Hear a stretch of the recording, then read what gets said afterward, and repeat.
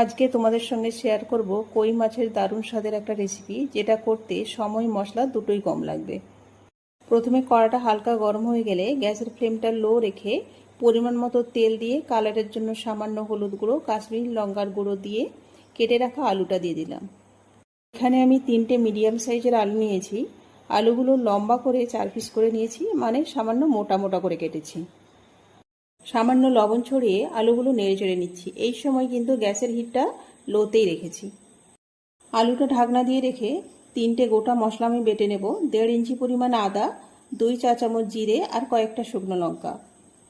ঝালের পরিমাণটা যে যার পছন্দ অনুযায়ী দিয়ে নেবে। আর এর মধ্যেই কড়ার ঢাকনাটা খুলে আলুটা মাঝে মধ্যে নেড়ে চেড়ে নেব। 5 থেকে 7 মিনিট এইভাবে আলুটা নেড়ে চেড়ে নেওয়ার ফলে আলুটা খুব ভালোভাবে ভাজাও হয়েছে আর 30 থেকে 40% সিদ্ধ হয়ে গিয়েছে। এই সময় 1 চা চামচ কালো জিরে দিয়ে সামান্য নেড়ে চেড়ে নিয়ে ওই বাটা মশলাটা দিয়ে দিচ্ছি। এই সময় গ্যাসের ফ্লেমটা মিডিয়াম করে ভালোভাবে নেড়ে চেড়ে নিচ্ছি, মানে যতক্ষণ না মশলার কাঁচা গন্ধটা যায় সেই সময় পর্যন্ত আমি নেড়ে চেড়ে নেব।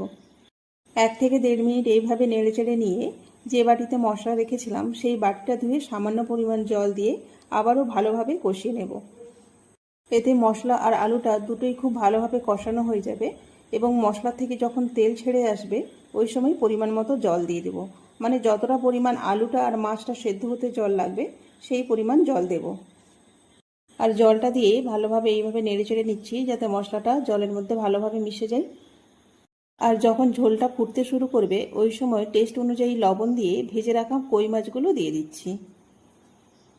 এই রেসিপিতে পাতলা ঝোল থাকবে আর মাছটা আলুটাও সেদ্ধ হবে, সেই পরিমাণ হিসেবেই জলটা দিতে হবে।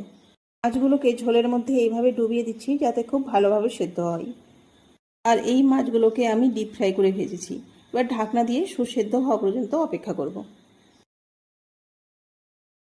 10 থেকে 12 মিনিট পর ফিরে এলাম।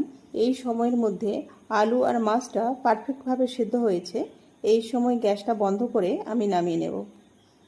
দেখে নিশ্চয়ই বুঝতে পেরেছো কতটা কম সময়ে কতটা কম মশলায় রান্না করলাম।